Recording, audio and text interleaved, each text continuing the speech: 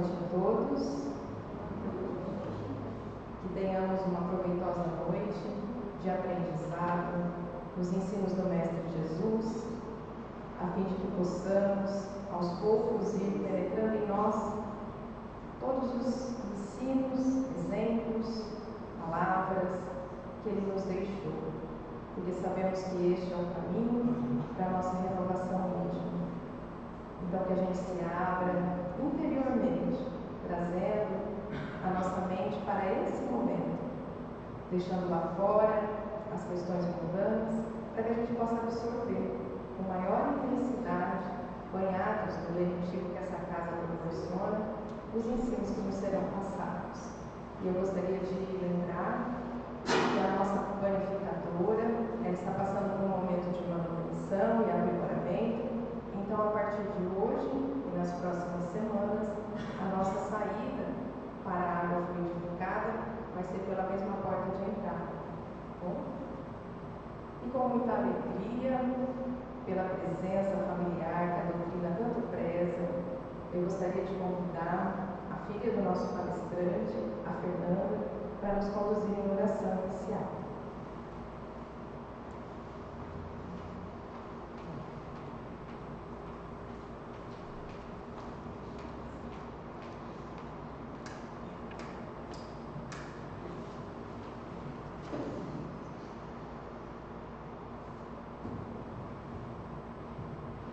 Vamos fechar os nossos olhos, mentalizar Jesus, jorrando muita luz e muito amor no nosso planeta. Vamos irradiar toda essa energia para que ela chegue a todos os lares, no nosso lar também, abençoando a todos os moradores.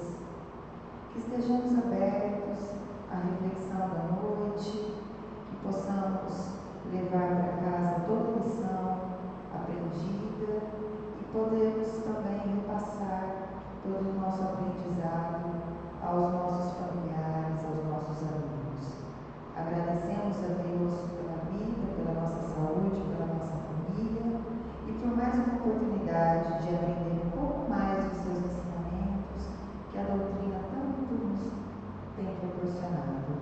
Muito obrigada por tudo e vamos iniciar as reflexões da noite com a prece que o Senhor nos ensinou. Pai nosso, santificado seja o vosso nome, venha a nós o vosso reino, seja feita a vossa vontade, assim na terra como no céu. O pão nosso de cada dia nos dai hoje, perdoai as nossas ofensas, assim como nós perdoamos a Deus que nos ofende. E não nos deixeis cair em tentação, mas livrai-nos do mal. Que assim seja.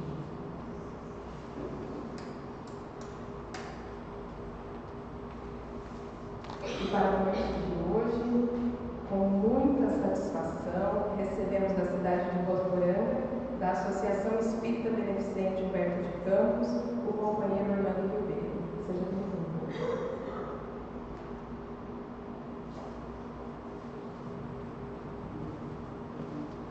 Boa noite a todos. Que Mestre Jesus acaricie o coração de cada um de nós e aclare o nosso pensamento para que nós possamos absorver os seus ensinamentos através da codificação de Kardec. Ai, como eu sofro! O que será que eu fiz na outra vida para estar pagando tão caro? Eu fiz uma cirurgia delicada na mão, mas só aproveitando esse gancho para dizer, quantos de nós já não falamos isso alguma vez na vida? Ai, como eu estou sofrendo, meu Deus do céu, que sofrimento é esse? O que será que eu fiz? Bom, o Espiritismo nos ensina que nem sempre significa no sofrimento o pagamento de dívidas. Na questão 167 do Livro dos Espíritos, Kardec pergunta aos instrutores espirituais qual a finalidade da reencarnação. E eles nos respondem: expiação, melhoramento progressivo da humanidade. Sem isso, onde estaria a justiça? Muitos afirmam que a gente sofre para pagar dívidas do passado. E por ter feito alguém sofrer numa existência, nós voltamos para sofrer do mesmo mal para a quitação da dívida. Sim, isso também é possível. Só que nem sempre. Resgatar dívidas do passado é apenas uma das finalidades da reencarnação. Por quê? Porque, primeiramente, todo mal precisa ser reparado. Aceitei Jesus como meu Salvador, ótimo. Mas e o mal que você fez? Você reparou? Então, meu amigo, ainda falta um bom trecho de estrada para você percorrer. E esse mal precisa ser reparado não como castigo divino. Não é castigo divino. Quando nós temos essa possibilidade de reparar o mal que nós cometemos, é aprendizado, é correção. E isso visa a nossa evolução espiritual. Quando ainda estamos no plano espiritual e atingimos um pouco de consciência, se nos arrependermos sinceramente, sentimos necessidade de retornar para reparar o mal que praticamos e até podemos optar por um sofrimento idêntico ao que nós proporcionamos. Isso para alívio da nossa consciência.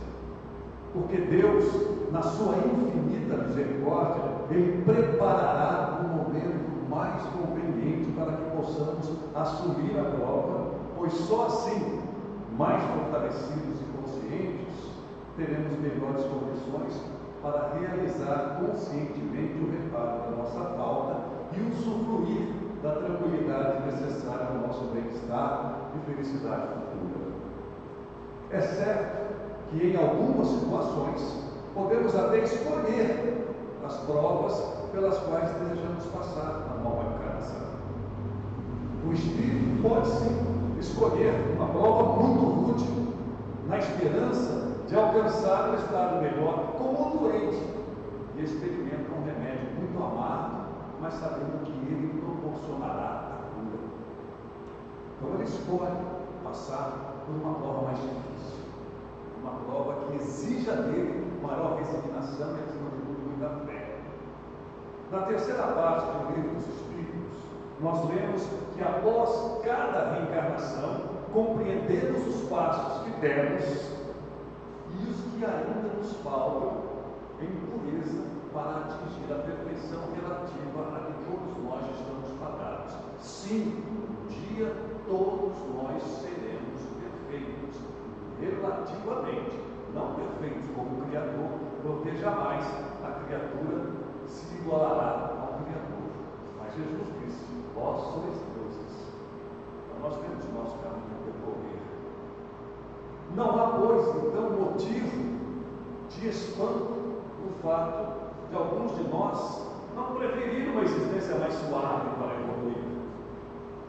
Só que no domínio da carne, nós esquecemos do lado educativo ou regenerador e só vemos as provas pelo lado penoso. Ai, como eu sofro. Mas, gente, o sofrimento nos é necessário. E nós sabemos disso. Vamos pensar no concurso público. Você se dispõe a prestar um concurso público. Você tem que falar. Você tem que estudar. Você tem que abrir mão de certos prazeres, você tem que abrir mão de certos divertimentos para estudar. É o sofrimento que você escolheu para atingir o objetivo maior, para conseguir a carreira que você deseja. E ninguém galga qualquer posição nas ciências, nas artes, nas indústrias, no comércio, senão passando pela série de posições inferiores. Você começa ali como office boy, vai crescendo, vai sofrendo, vai aprendendo, vai acumulando conhecimentos, que são outras tantas provas, que não são tão fáceis de serem realizados. Ora, a vida humana é uma cópia piorada da vida espiritual. Então, se na vida terrena muitas vezes nós escolhemos duras provas, visando uma posição mais elevada, por que isso não aconteceria com um espírito que enxerga mais longe do corpo e para quem a vida corporal é apenas incidente de curta duração? Nós sabemos que a nossa existência é curta nesta terra, para que nós possamos depois retornar outra vez, outras tantas vezes, porque nós somos espíritos momentaneamente encarnados. Em mais uma analogia com a vida da terra, não nos ocupamos hoje em cogitar o que faremos amanhã, no dia seguinte. Nós preparamos a nossa agenda para o dia seguinte. Sim. Ora, que são para o espírito as diversas existências corporais, se não fases, períodos, dias da vida espiritual. Então nós podemos agendar também o nosso futuro. Portanto, o sofrimento não é imposto ao espírito do castigo divino. Afastemos essa ideia. Ninguém sofre porque Deus está castigando. Ah, Deus está me castigando. Não, jamais diga isso. Deus não nos envia sofrimento. Sofrimento faz parte da lei de ação e reação, causa e efeito, de plantação e colheita. Portanto, não é Deus que nos faz sofrer, somos nós. Somos nós que adotamos o sofrimento como regra de vida. E não é preciso esperar morrer nessa vida para resgatar nossos erros, não. Nós podemos já começar agora. A questão 1000 do Livro dos Espíritos, Kardec faz o seguinte questionamento: já desde esta vida poderemos ir resgatando as nossas faltas? E a resposta é taxativa: sim. Mas não creiais que as resgateis mediante algumas privações pueris, distribuindo esmolas, fazendo um benzinho ali, outro benzinho aqui. Não, reforma íntima. Por isso que se fala que o Espiritismo é um movimento reformador de consciências. Nós precisamos reformar as nossas consciências. E só por meio do bem se repara o mal. E a reparação, nenhum mérito apresenta-se não atinge a cada um de nós o nosso orgulho, nem os nossos interesses materiais. E não adianta só tolerar com resignação todas as provas, se curvando passivamente a conformação. Eu não posso só me conformar, eu preciso me renovar, eu preciso me reestruturar espiritualmente. É preciso que a gente cumpra as promessas que nós fizemos no plano espiritual, no ato da nossa reencarnação, porque nós prometemos tantas coisas e encontramos lá no plano espiritual tantos amigos que são nossos avalistas. Aí nós chegamos aqui e a gente esquece tudo.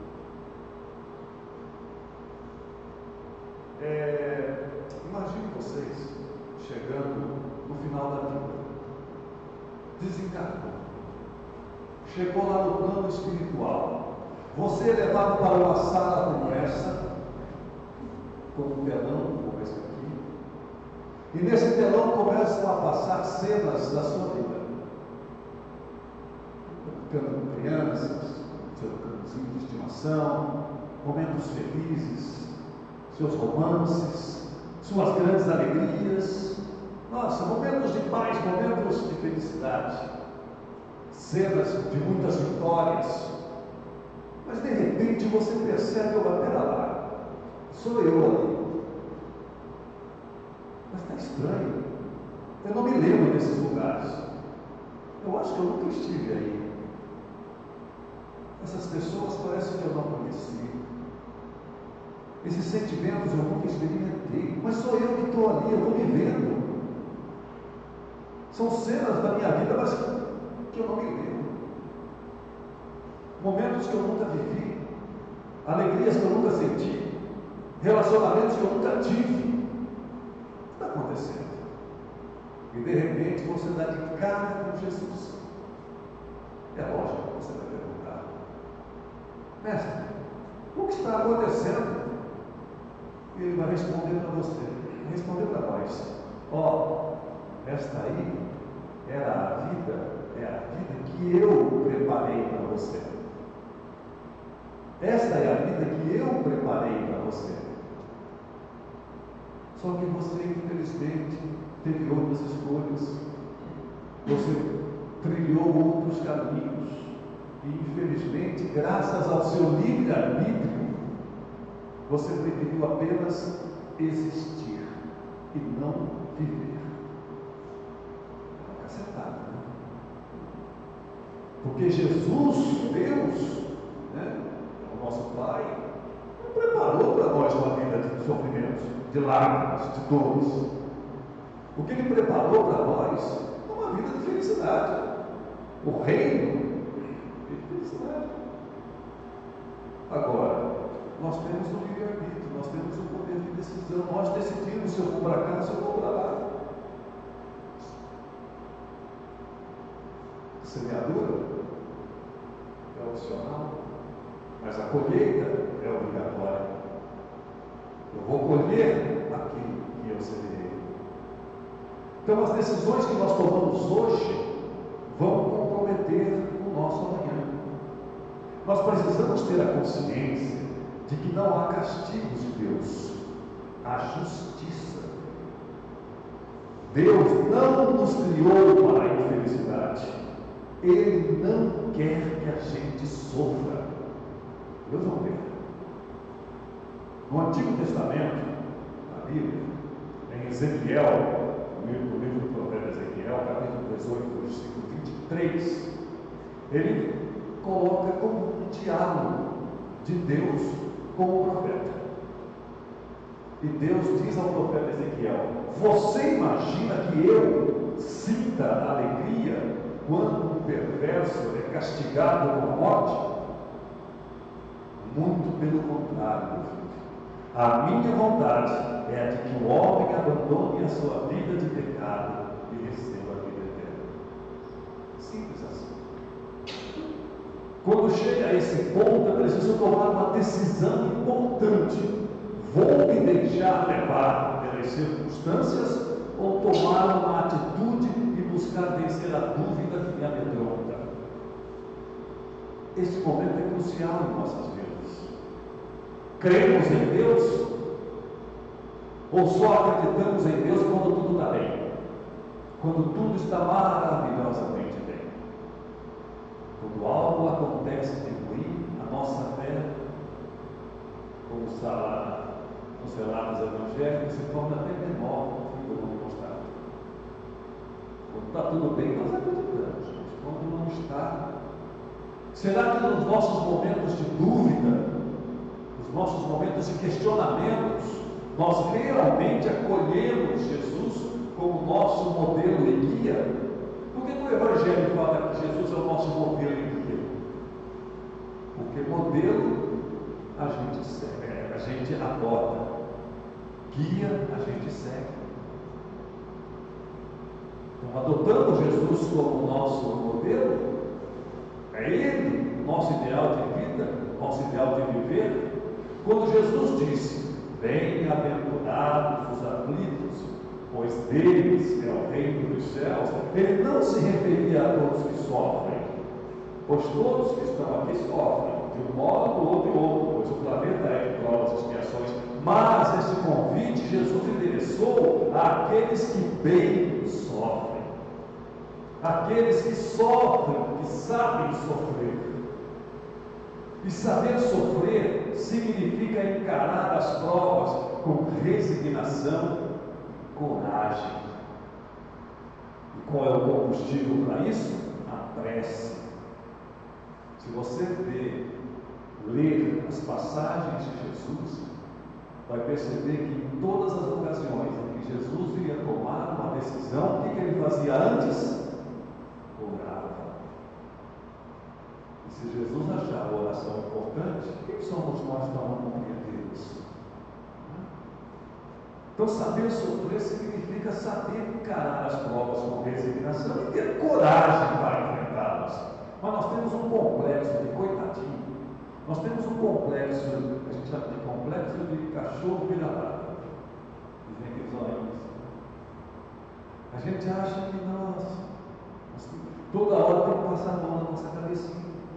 Se nós não suportarmos bem as provações, não colheremos os frutos necessários ao nosso amadurecimento espiritual.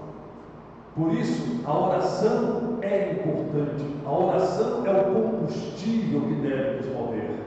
Orar significa buscar o que há de divino em nós, para que acolhamos esta energia e deixemos que ela promova as transformações em nosso ser. Entendamos também que dor não é sinônimo de sofrimento. Nossa, como não? Dor não é sinônimo de sofrimento? Não.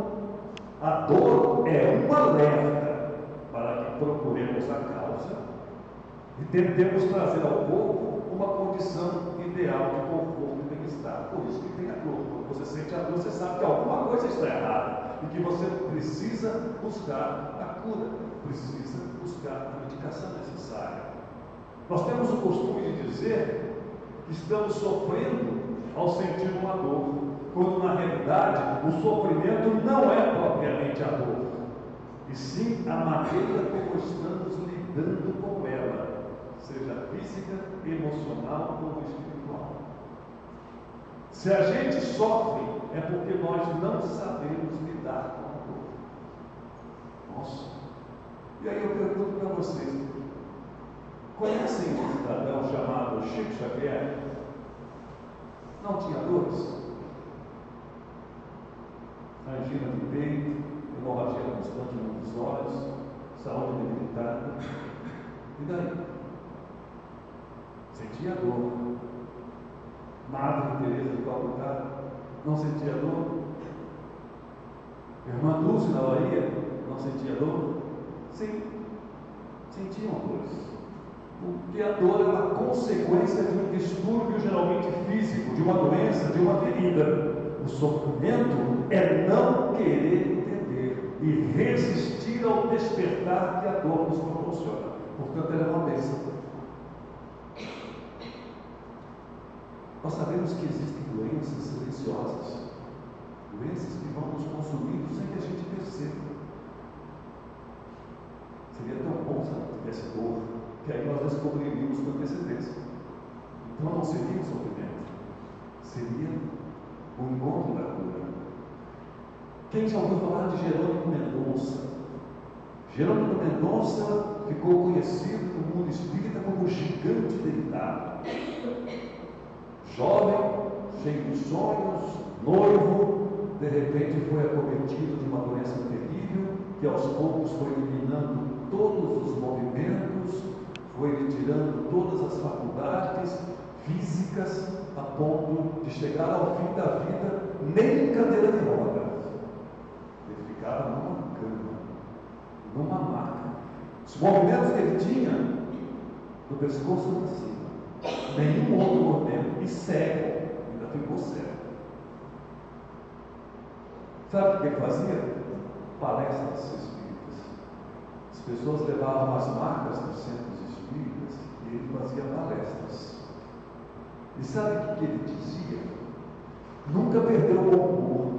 Ele dizia assim: eu me casei com o espiritismo no civil e com a dor religiosa. Mas, para mim, esse sofrimento é a carta de alforria, a carta da minha liberdade para o meu corpo enfermo. Coisa linda. Ele tinha um humor sensacional. Ele gostava muito de cinema. E as pessoas levavam ele no cinema. Cidade pequena, normalmente, as pessoas sempre se encontravam. E tinha um dia uma moça acabou esbarrando na máquina dele e ficou nervosa. Disse: nossa, onde eu vou esse aleijado está me atrapalhando a vida. Ele olhou para ela e disse: está bem, filho, você não para com ele.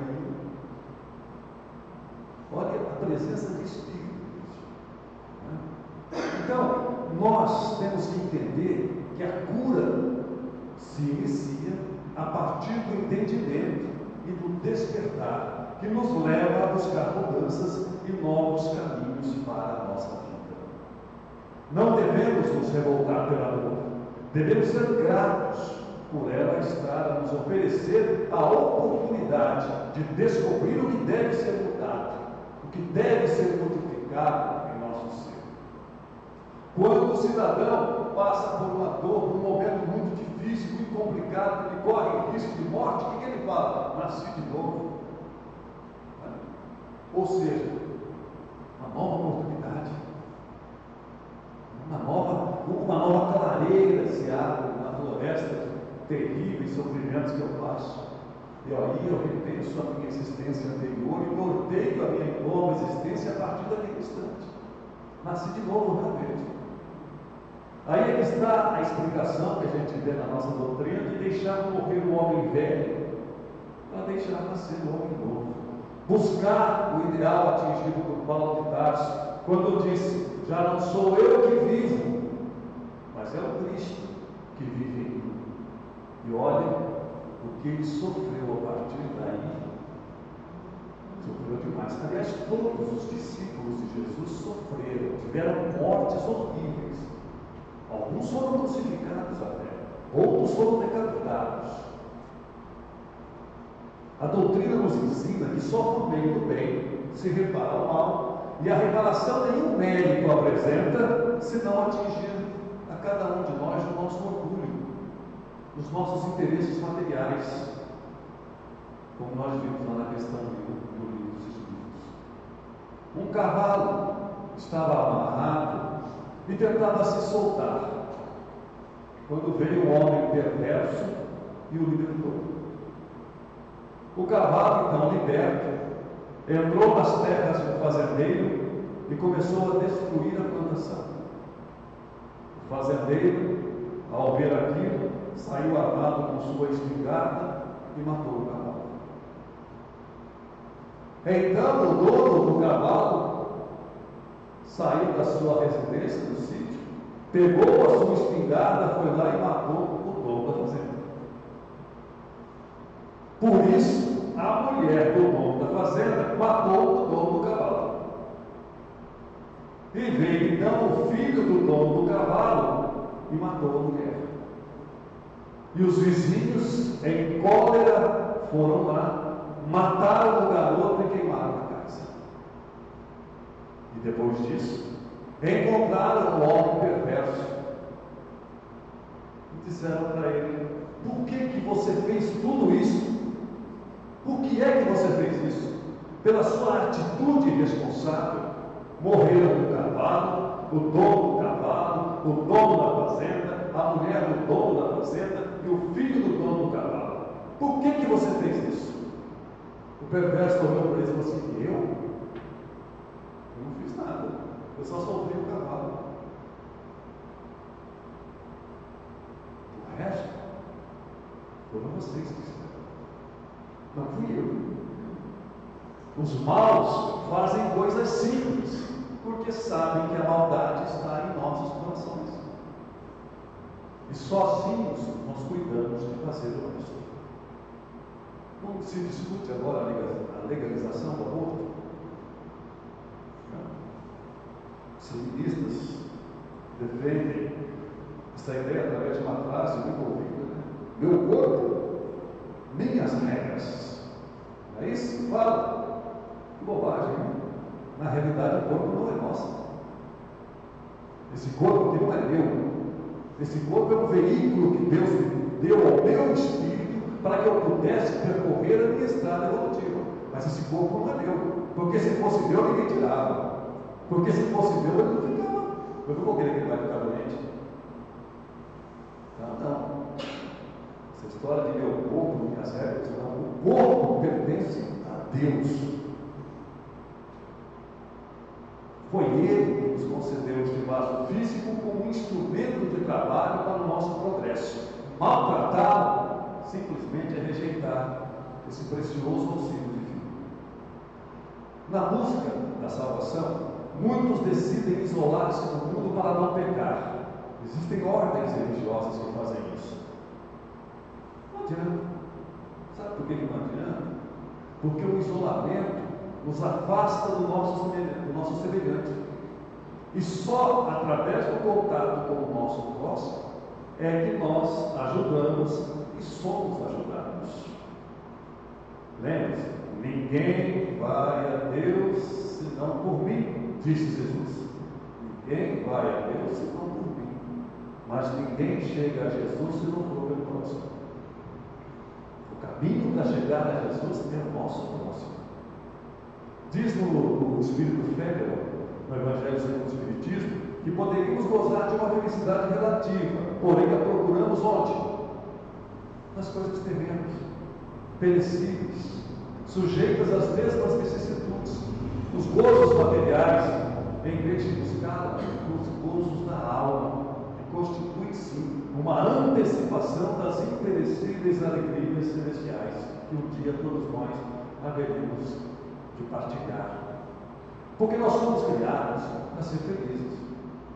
E não há nenhum demérito em usufruirmos as coisas materiais. Sim, nós vivemos no mundo material, nós temos direito de curtir o nosso carro novo, nossa casa nova. Só que um detalhe, façamos sem excessos, sem apegos excessivos.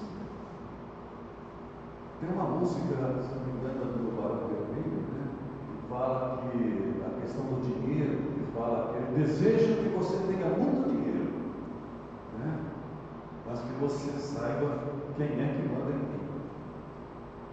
Porque há pessoas tão pobres, mas tão pobres que a única coisa que tem na vida é dinheiro, a sua miséria espiritual. E como alcançar a felicidade relativa? Allan Kardec, na questão 922 do Livro dos Espíritos, pergunta: há, entretanto, uma medida comum de felicidade para todos os homens? Há uma medida de felicidade para todos nós? E eles respondem: para a vida material, aposto o necessário. Para a vida moral, a consciência pura e a fé no futuro. Só isso nos basta para uma felicidade relativa. Os únicos bens, a necessidade, né, as coisas necessárias, após o necessário. E o resto é a paz de espírito. Só que a gente não quer só o necessário, né? A gente não quer só o necessário. Na oração do Pai Nosso, a gente fala: Pai Nosso que estás no céu, pão nosso de cada dia, nos dai hoje. Só que a gente não quer só o pão nosso, a gente quer a cama inteira. Só o pão a gente não quer. A gente quer mais. Com relação às dores, contam que Chico Xavier costumava ter em cima de sua cama uma plaquinha com dizeres: isso também passa. Indagado sobre o motivo, ele dizia que era para que, quando ele estivesse passando por momentos ruins, ele lembrasse de que aqueles problemas iriam embora, que iriam passar, e que ele estava vivendo aquilo por algum motivo. Só isso? Não. Chega o complemento. Mas a placa também era para me lembrar, quando eu estivesse muito feliz, que isso também passa. Quando deixar tudo para trás, que eu não posso me deixar levar, porque esses momentos de euforia também irão passar, e momentos difíceis virão novamente, porque nós precisamos crescer, e é na dificuldade que a gente cresce. Dizem que nas lendas bíblicas, a expulsão de Adão e Eva do paraíso, eles foram expulsos do paraíso com uma condenação de que eles iriam, a partir daquele instante, ganhar o pão com o suor do seu rosto. Porque até então, né, os considerados bíblicos que viviam no Éden tinham tudo à disposição. Gente, isso não foi uma condenação, foi a maior bênção que eles poderiam ter. Porque a parte, se não fosse assim, que sentimento desenvolveriam? Que talentos eles teriam? Porque não tinha dificuldade. Precisava comer, estava ali. Precisava beber, estava aqui. É através do trabalho que a gente vai conquistando a nossa vida. Durante uma sessão mediúnica, o espírito de um médico se manifestou e disse: meu filho, não importa o que aconteça, tenha bom humor. Nas situações mais difíceis, tenha bom humor. Quer chorar? Chore, mas com bom humor. E o médico então, mas como é possível se chorar com bom humor? E o Espírito comunicante respondeu: chore sorrindo. Porque quando enjoar de chorar, você terá se acostumado a sorrir. Sabedoria? Por fim, eu quero deixar uma mensagem sobre como devemos viver, porque nós não temos que ensinar ninguém a viver. Felizmente, nós temos os Espíritos mais instruídos e mais esclarecidos para nos ensinar. E essa mensagem é simples. Quando tocamos em algo, deixamos as nossas impressões digitais. Quando tocamos as vidas das pessoas, deixamos nelas nossa identidade. A vida é boa quando nós estamos felizes, mas a vida é muito melhor quando os outros estão felizes por nossa causa. Olha que frase sensacional, não é? A vida é muito melhor quando os outros estão felizes por nossa causa. Nada na natureza vive para si mesmo. Os rios não bebem de sua própria água. As árvores não comem de seus próprios frutos. O sol não brilha para ele mesmo. E as flores não espalham fragrância para elas mesmas. Jesus não se sacrificou por si mesmo, mas por nós. Viver para os outros, portanto, é uma regra da natureza. Todos nós nascemos para ajudar uns aos outros.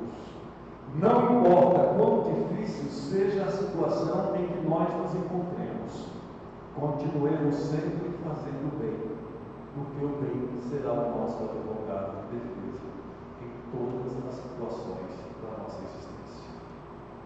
Então, que Jesus nos ampare, vamos fechar os nossos olhos, endereçar os nossos corações ao alto, pedindo a Deus e aos amigos espirituais, mentores desta casa, para que nos abracem, para que nos acolham e permitam que os nossos pensamentos sejam pensamentos voltados para o bem.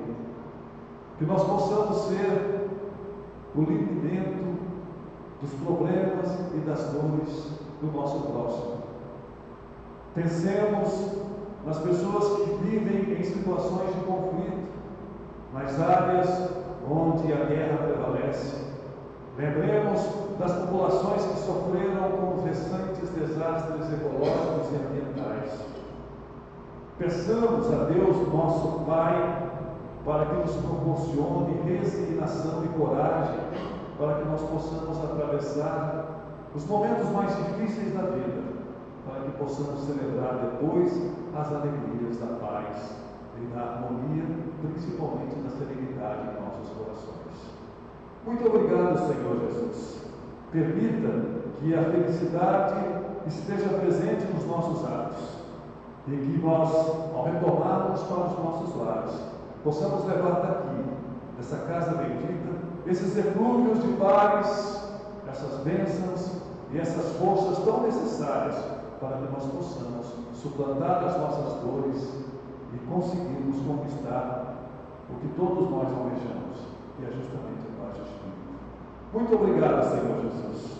Esteja conosco hoje, amanhã e sempre.